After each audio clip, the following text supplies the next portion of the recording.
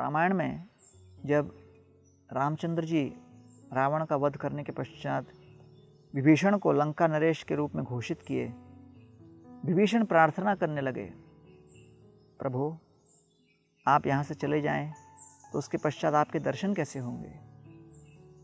रामचंद्र जी ने कहा, चिंता मत करो, समुद्री तट पर जगन्नाथपुरी में मैं जगन्नाथ के रूप में उपस्थित रहूँगा, प्रतिदिन आपको दर्शन दूंगा। कहा गया है उस दिन से प्रतिदिन विभीषण आते हैं रात्रि के समय जगन्नाथ जी का दर्शन करने। एक दिन विभीषण जी ने जगन्नाथ जी से प्रार्थना की, प्रभु मैं तो प्रतिदिन आ रहा हूँ आपके दर्शन करने, आप लंका एक बार पधारिए।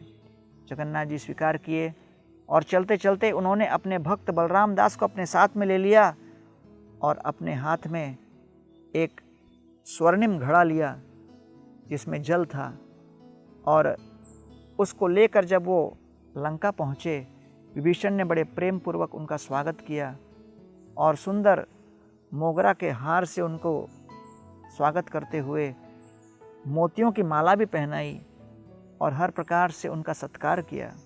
कुछ समय रहने के पश्चात जगन्नाथ जी बलराम जी के साथ पुनः लौट के आ गए, और जब लौटे तो बलराम दास अपने हाथ में उस मटके को लेकर रखे और जगन्नाथ जी को लौटाना भूल गए।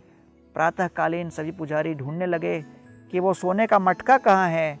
बलराम जी आके वो बोलने लगे कि मैंने मटका चुराया है। बलराम दास की वाणी को सुनकर सभी को लगा इसने चुराया है, लेकिन उसने कहा नहीं, मैं राजा को वर्णन करना चाहता हूँ। राजा के सामने लेके आए तो राजा के सामने उन्होंने पूर्व रात्रि की संपूर्ण वृत्तांत वर्णन कर दिया। राजा को शंका हुई, लेकिन जगन्नाथ जी का जब दर्शन खुला, उन्होंने जगन्नाथ जी के सुंदर विग्रह के ऊपर वही काले मोगरे का एक अद्भुत हार देखा, मोतियों की माला का हार देखा, और वो समझ गए कि ये जगन्नाथ जी ने विशेष लीला अपने भक्त विभीषण जी को संतुष्ट करने के लिए किया है।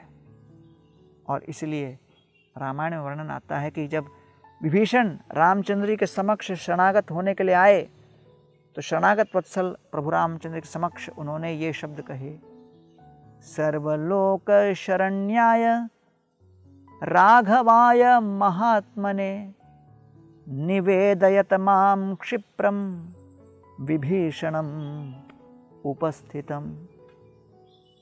सभी लोगों को शरण देने वाले हे रामचंद्र जी, मैं आपके समक्ष आया हूँ, शरणागत होने के लिए आश्रय दीजिए।